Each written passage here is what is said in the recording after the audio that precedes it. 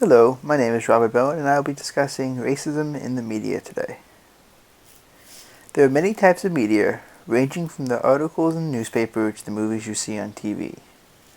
The two main types that I will be focusing on are social media and the news shows. In this graph right here, it shows that social media is the fastest growing type of media there is. As you can see, Facebook is the leader, followed by Twitter.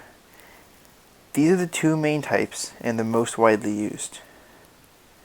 Here is a quick video on the growth and the use of social media.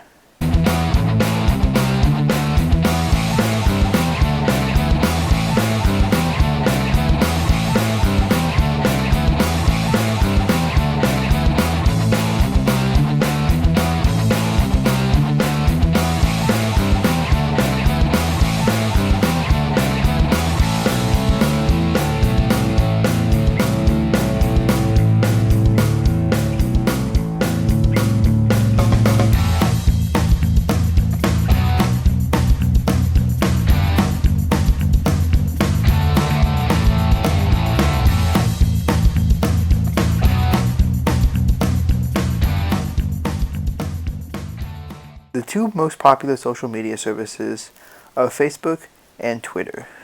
Their uses range from finding and talking to family members and friends from all over, as well as learning and sharing new articles about cool things, politics, or things going on in the world. When it comes to news programs, there are a few companies who own many of the main programs. As you can see here, CBS, Disney, and NBC are the biggest owners. This graph breaks down the revenue of these companies in billions. The leader is Disney ABC at $17.2 billion, followed by NBC at 16.9 and CBS at 14.1. In this graph, it shows who owns the most news programs or programs on TV. One of the main factors of news programs is the stories that they focus on. In order to stay on the air, they need to have good ratings, so they focus on the ones that will get the best response. Also, they focus on the ones that the presidents and CEOs of the big companies want you to see. An example of this is Fox News has the CEO send out a memo every morning telling exactly what stories to cover and how he wants them covered. When it comes to the war on racism, Black Lives Matter is a very big call into action on social medias. It started on social media and now it has been used to spread riots as well as spread the mentalities of saving black lives. Police brutality is another way that social media has spread the war on racism. The information was widely spread online, and but the only downside was many articles claimed different things, creating confusions in some people. This also created a divide in social media, those who were calling for action and those who were standing by and letting it be. When it comes to the news versus social media, the biggest difference is what the news does not share. They do not have the time to go as in-depth in the stories as the articles that can be found on social media. Also, some stories are covered many months after being started, such as Flint, which I will go into later. Another thing that has to be kept in mind is the viewer opinion of the stories. They do not want to show the unpopular stories in fear of losing viewers. When it comes to insider news, reporters sometimes realize their own corruption. The reporter, Van Schick, once said, "The news manufactures a racial consensus in which the very latitude of opinions and attitudes is quite strictly constricted.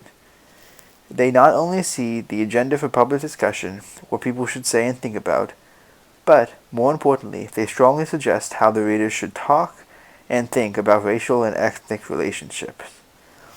What this means is that the news creates the outline for the way that people view and think about racial interactions. An example of this is Ferguson. Michael Brown, an unarmed black teenager, was shot and killed on August 9th, 2014 by Darren Wilson, a white police officer in Ferguson, a suburb of St. Louis. The shooting prompted protests in the areas for weeks. On November 24th, the St. Louis County prosecutor announced that the grand jury decided not to indict Mr. Wilson. The announcement set off another wave of protests, both on the streets and on the social media. Here is a quick timeline of how the events progressed, starting with the killing of Michael Brown by the police, and ending with going until the funeral of Michael Brown. In an event that lasted just under a month, would strike conversation on social media for many months to follow. One example of this is this post made on Twitter, illustrating the white privilege with the hashtag of Ferguson. This tweet as well focused on Ferguson, showing the way that the information spread on social media. Notice once again the hashtag Ferguson used to link these. Another instance is Flint. Flint is about 65 miles north of Detroit. Once the primary manufacturing center for GM's, Chevrolet, and Buick lines, the city is now a poster child for post-industrial decay. Flint is an extremely poor, predominantly African-American city of nearly 100,000 residents. Thousands of children in the city have been exposed to toxic levels of lead from corrosive drinking water flowing through the aging pipes. Levels of the heavy metal measured in the city drinking water are at the height of the crisis rose above the threshold for hazardous waste. Many months later, lead levels remain dangerously high. This involves racism because many claim that if this was a white community, more action would be involved.